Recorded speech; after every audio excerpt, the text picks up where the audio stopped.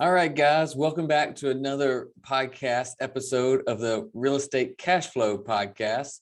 And we are here talking about the top 100 ways to create cash flow using real estate. And so this isn't just passive cash flow. This is passive and active and somewhere in between as well. So guys, if you haven't started following us on YouTube, make sure you go there. It's the REI Live Columbia channel where our podcasts are posted, and like and subscribe there. Make sure you hit the little notification bell, and wherever you're listening to us now, make sure you subscribe while you're there.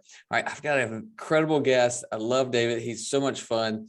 And he's got a ton of experience. And we're going to talk about, again, we're doing 100 ways to cash flow. He's got a couple of ways that you probably haven't been thinking about because they're a little bit different. They're outside the box. So I can't wait to dive in and hear about how he got started and where he is now. And guys, when I'm telling you these are a little different, you're going to want a piece of paper and a pen to just write some notes down. All right. Because David's going to go into it. All right, David, let me just say thank you so much for joining us. Welcome to the podcast. And just tell us a little bit about where you are and where you're from. Yeah, Andrew, thank you very much. It's a real honor to be on your podcast today. And so I really enjoy speaking to people about, my love for real estate and what I do in it. My background is, I live in St. Louis, Missouri, and I'm a real estate investor, basically just a regular kind of guy, not one of those syndicators with apartment buildings and multi-million-dollar syndicate. I'm just like a regular kind of guy. And so I rehab houses. I rehab about 5 to 10 houses a year. My claim to fame on that is all my renovated houses have sold in 7 days or less at list price or higher for 11 years now. Now these are all houses that I fixed up and put on the MLS, under 265,000.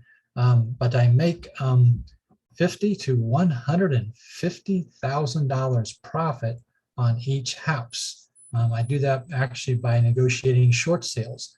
These are not houses on the MLS with a realtor, but rather I work with the homeowner, help them out of foreclosure, and then negotiate directly with the bank. So that's how I do short sales. I've actually been so blessed in real estate for the last 11 years that I've got almost $3 million in my IRA that I lend out to other rehabbers. So I'm one of those hard money lenders. Which is, I guess, what you do in real estate when you're successful. But my heart and passion is to help new rehabbers out. So I actually lend them all the money to buy the house, all the money to fix the house up, all the money for the points on the loan, and all the money for the monthly interest payments. So if they got Zippo in their checking account, then financially they're ready to go. And that's kind of my heart and passion to help new people get started. So I do a lot of stuff in real estate. Short sales is, how I make my money. I thought the episode was, 100 ways and to make 100K, but, but I often make, over 100K on most of my deals. My average is actually $90,000 profit on a short sale in my personal business with it. All right. And well, David, that's incredible layout of where you are today. And guys, I hope you were listening to that. It's the short sales that's really getting them these big profits. So we're going to dive into that in just a second. David, just tell us, where'd you start? Because we do have a lot of new people that listen, and sometimes when they hear how you've been doing this for so long and you've gotten to where you've got 3 million in the bank to lend out, like that seems a little daunting. So where'd you start? How did you get into real estate? Well, it's real simple. I started out just going to my local REIA groups, in my town. You're driving by houses every day to work, you're going to the grocery store. So why not go to your local REIA group? So I started there, building relationships with other people, learning about different aspects of real estate. And then they had this really cool thing. They bring in these speakers who sell you something. And I bought it. I bought stuff. And so, I guess what I was good at was as a chemical engineer was to take that and actually use it and apply it, and then make it better. So that's the quick short answer is, just by building a network and relationships with other people, and then getting, education and training, because, you're not going to learn everything on your own trying to redevelop and reinvent the wheel. Right. Right. I'm glad you said that because, we run the local RIA model. It's REI Live Columbia. And we've got a couple REI Lives around where we were just in Birmingham. There's one there, Orlando, Atlanta. We're growing, we're adding more cities. But our model is that exactly what you said, is to go together and network and learn from other people in your market that are doing this business. And I'm so glad you said that's where you started, because that's how we got started, is networking and finding people that can help us learn. And we hired coaches to get us through those next stages. And sounds like you bought a product or something from somebody at the RIA, but you actually used it. Yes. As well as I know that probably 95% of the people that buy those products or courses and things online never actually use it. But 95% of those courses and products online are actually very useful and can get you to make money in real estate. So it's so crazy how that happens. So you're one of the 5% that actually used it and got going. So I applaud you for that.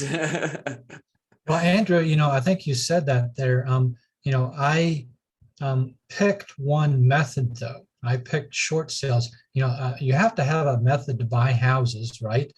Probate, free and clear, courthouse stuff. There's many methods, and certainly you can learn about the types. But once you kind of find your heart and passion, pick one area. The riches is in the niches. Okay. Yeah. And so pick one method of buying houses and get really good at that. And so that's basically what I did. Was I learned everything there was about short sales. I learned from Sean McCloskey, Jeff Watson, Corey Boatwright, many other people back in 2009 and 2010. And at the time, it was a crisis in this country, much like it is now today. But back then foreclosures were very big and families were falling apart. And it was a way for my wife and I to help families out. So it was a passion for us to help families. And it turned out to be a pretty darn good way to make massive amount of profits. And so I think, picking one way and sticking at it to get that down good is my piece of advice to your listeners. Yes, I love that. And guys, I hope you're listening. I hope you're take that advice to heart, because there's so many different things, shiny objects you can pick and click, and you can do 20 different ways. I mean, look at us. We're doing podcasts based on 100 ways to make cash in real estate. There are so many ways, but you can't do them all. The people that get the riches find their niches, right? If they start with one and they really master that way of making a living and making cash flow in real estate. So David, I love that you said that, and we're gonna get to that short sale piece in just a second. I just wanted to hit on one thing that you talked about, which is a very important strategy as people start growing their business, and that's using that IRA money. So just like 2 minutes, tell me, what does that look like, and what's the benefit in that? Well, obviously people, say to themselves, well, I need money to live off of, and that is true.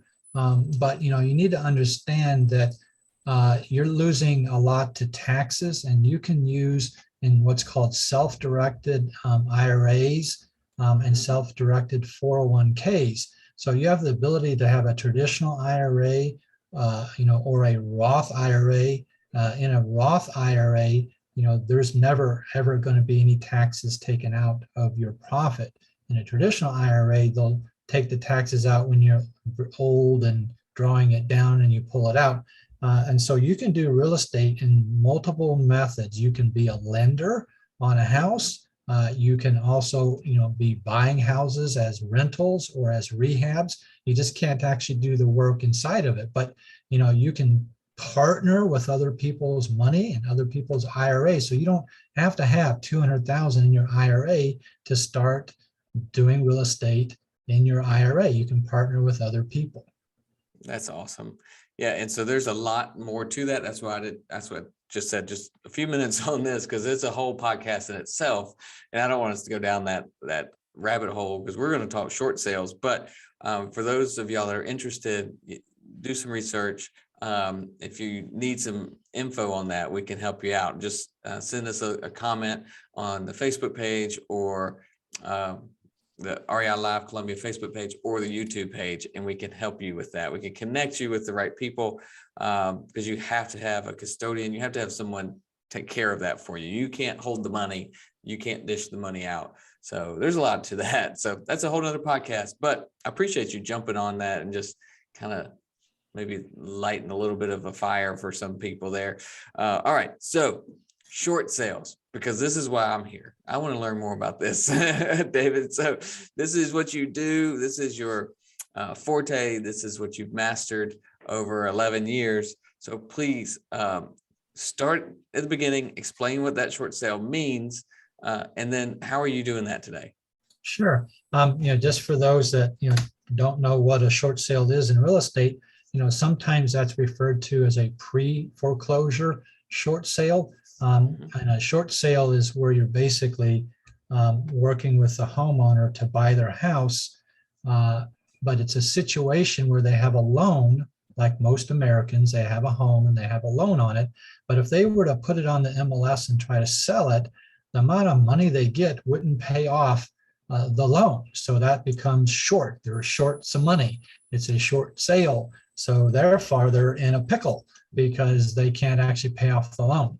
And so what happens is you step in and you help the homeowner out. You work with the homeowner and they authorize you to speak to their bank, and you can actually talk to their bank and get them to reduce the payoff. So what happens is the lender says, wait, you don't owe us $200,000 anymore. You only owe us, say, $50,000 or $25,000 or some other number.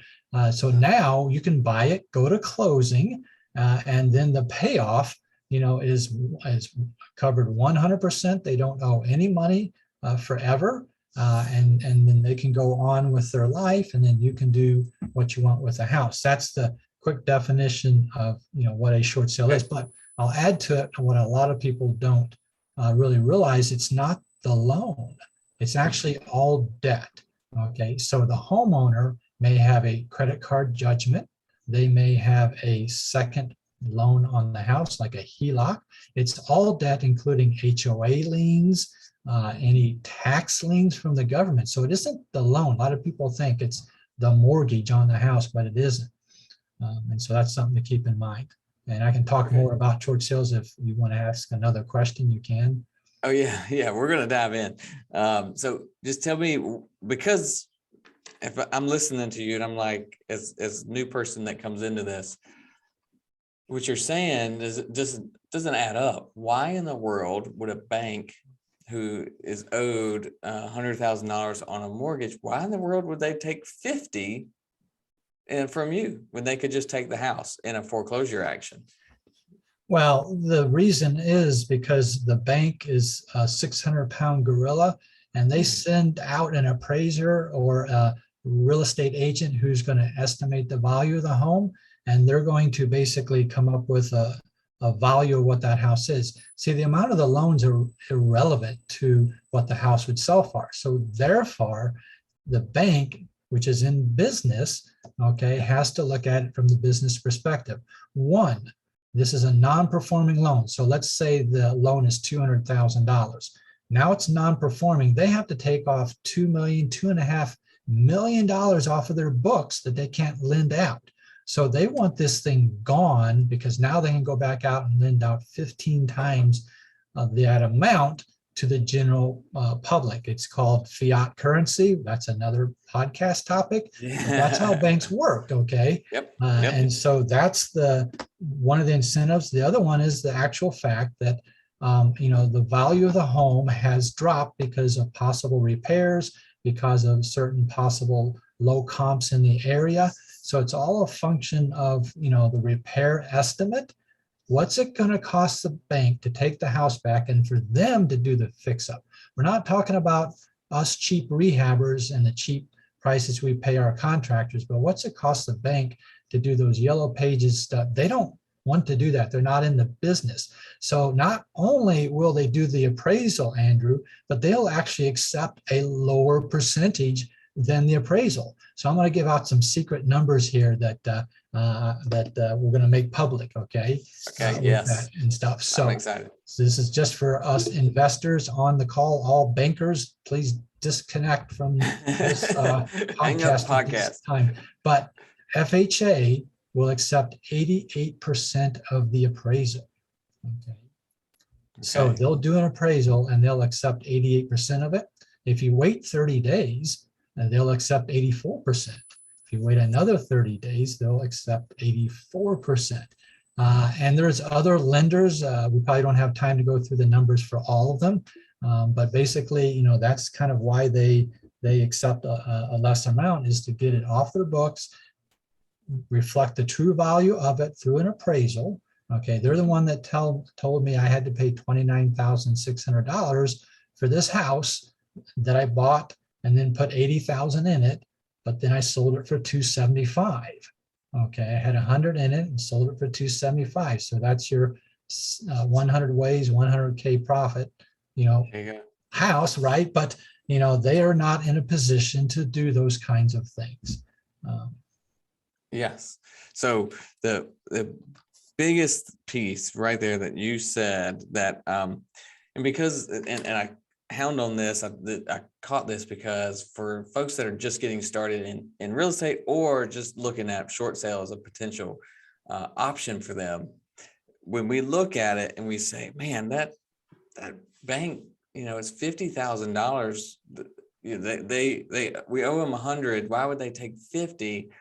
It's because of that fiat currency, how you defined it, it's because of what they can do with that 50 that actually comes in, as opposed to what they can't do with 100 that's sitting still. Because when 50 comes in, they can, if a bank has 50,000 in their cash in a checking account, they could lend, is it 100 times, David? 500,000, maybe 750, almost $1 million. Yeah, on the 50,000. Right. So what the bank sees is a opportunity cost of almost $1 million sitting there. So that's why they will say, well, you know what, we're going to go ahead and just take this $50,000 haircut, because we know that we can now go put almost $1 million into play back into our business. And so that's what the bank sees. And so if you can wrap your head around that, then that negotiation becomes a little bit easier for us. I think that's what changed my vision of it. Because I was always like, well, why in the world would the bank just give me a discount? Because if you look at the numbers, the bank didn't make any money on this deal, which is probably well, no, true. hold on a minute. Wait on, Andrew. That's another point that you bring up. I like that. You just said they don't make, that's not actually true. You need to keep in mind that for years and years and years, they've been collecting interest on that loan. Yeah. Okay, so they've actually gotten back way more than what they lent out, because they were getting interest over a period of time, maybe 2 years, 3 years, 7 years, 11 years. They've gotten a lot of interest. So they've more than paid back that original principal on a lot of these. So that's something to keep in mind too. With another little secret trick into the same thing of why do they accept less is, you want to do, now remember, this is for real estate investors here. Okay, we're here to help the family out and to make money. Okay, we don't represent the bank. Like if we were a realtor, what's our fiduciary? It's to the homeowner, right? Okay, it's not to the bank. We don't have a fiduciary responsibility to the bank, but rather we do to the homeowner to help them get out of their life situation with the home. So one of the things that makes it easier for us investors is, if you're going to do a short sale on this particular house, you want to look at the comps in the area. Are there low comps and are there high comps? And so basically what's going to happen is, the bank is looking at the low comps. Okay. Yeah. And so that's the value they're looking at. Then they're going to look at the fix-up cost. Very important, for you to be able to show them what the repairs are in the house. Now, they aren't in a position to spend money to fix it, right? So there's another reason for them to say, well, wait a minute, we have to already take off $2 million off our books. Now we're going to have to spend $80,000. That's another $800 million. And so they're just like, well, cut our loss and let's go with it. And so you want them to look for one with low comps and high comps, because what do us rehabbers do? Okay, we fix it all up and now we want to sell it at the high comp. Yeah. price per square foot and stuff. That's Yeah. how we make our money. Right. So, so this helps me negotiate with the bank, at least get my mindset around that. Um, how does that even happen? So as a lot of wholesalers will get those phone calls, somebody or any investor, they get that phone call that this seller wants to sell, but they are underwater. What's your first step? What would you say is, hey, this is the first thing you've got to do? Well, it's kind of funny. I make a little joke because for that wholesaler, well, the first thing I would tell the wholesaler is, "Hey, I will pay you $2,000 for that lead." Yeah, there you Right? go. Because because I know what to do with the bank and how to negotiate and process the short sale. This isn't just about negotiation. Okay, it's about marketing, paperwork, and other stuff we can talk about. But is that I do seriously pay other wholesalers $2,000 for that short sale lead, on closing, of course, of the short sale, because I want to help the family out and I can make a lot of money. But what the short sale person really is, or sorry, the wholesale person is wanting to do is they're wanting to basically find out what kind of loan that they have. Okay. So the homeowner will have an FHA or Fannie Mae or Freddie Mac loan, and then they'll have a certain bank type. So that wholesaler should really find out, right away, what that, type is, because there's certain criteria that you follow, for each one of those. And then, and so a lot of people don't realize this, but, you can wholesale a short sale, okay, Mhm. on it. And Yeah. so you can do that. So wholesalers, really should stay in the deal. They really should learn how to do the short sale process and not walk away from the deal. That they make an arrangement with the homeowner at a great price, then they find out they owe too much and they get all mad and walk away. Don't do that. Okay, the family's going to go to foreclosure. They're going to lose everything. It's going to hurt their credit and it's going to be bad for them. And you lost a deal that could have made make $50,000 to $150,000 a house. A Yeah. wholesaler can do that just as easily. Yeah. Wow, that's awesome. That's good advice, right? Just call somebody that knows what to do when the deal comes in. Well, that Partner. or learn the steps. Learn from somebody that knows short sales, and get training on it. Hmm. And it's super simple process. It's a lot of varied steps, but once you know the steps, it's kind of like that Ocean's 11 movie with the Oriental guy dancing between the laser beams to get to the vault. It's a piece of cake when you know the steps. Yeah, that's awesome. That's a great analogy there too. So I love that. We obviously don't have time to get through the whole process of the short sale. We want to be able to offer this as an opportunity for people to have their eyes open and to figure out what to go look in and to dive in. What would be the most important skill that somebody would need, skill or the most important step that they would have to take if they got a short sale deal? Like they've got it in their hand, they need to make sure that they do what? Yeah, first of all, to even get that deal in their hand, they need to have a heart for the family. Okay, don't Yes. talk to the family on the phone and say, "Hey, David said I can make $50,000 to $150,000 profit. Would you let me do a short sale, please?" That's not what you do. You need to have a heart to help them out of their situation. So, in all things in real estate, it's about relationships. So, first find out how they got into the situation with the bank. What is it, health issues, job issues? So get a little bit of information about the family and their life and how they got into not being able to make their mortgage payment and that they're behind on. So first find that out. Okay, then the second step basically with that is you just need to have an authorization form to be able to send into the bank. So that's the single most important thing. You can't do anything, Andrew, unless you've been authorized by the homeowner. So I'd say that's Right. the single most important thing for you to be able to do. Once you find them and they've agreed to work with you, you've got to have this one single document, which I give away for free, by the way. Okay, because Yeah. without that document, you can't do anything. It lets you take over the entire process with the homeowner and the bank.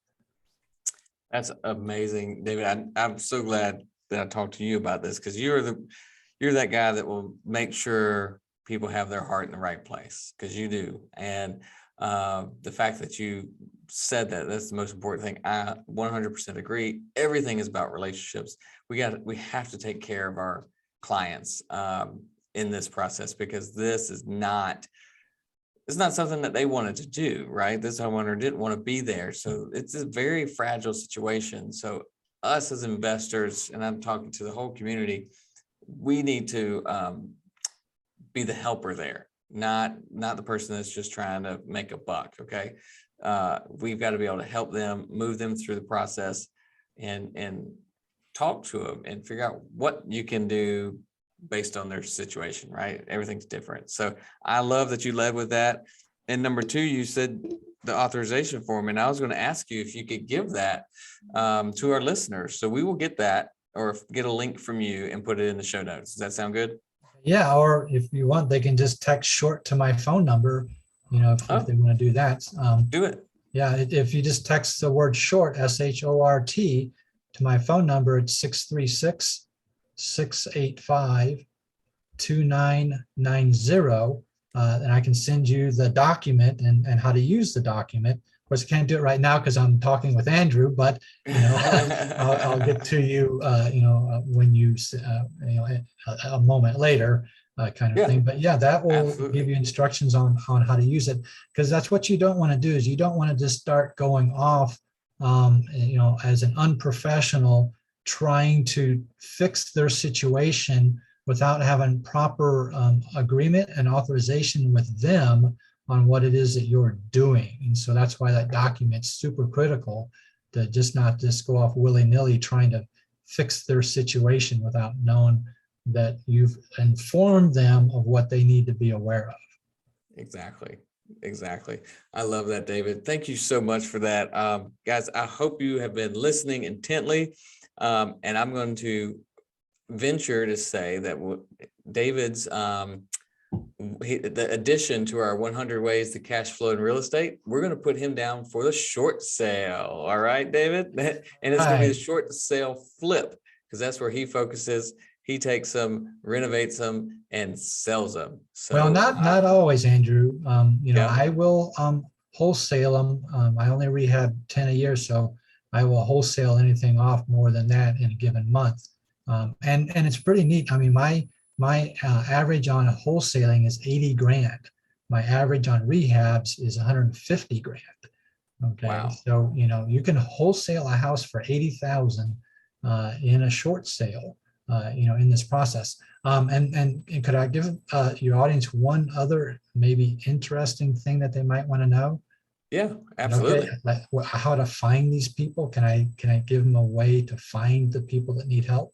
Please do, because I'm going to write it down myself. Okay, because and it's not the way you hear about in other areas.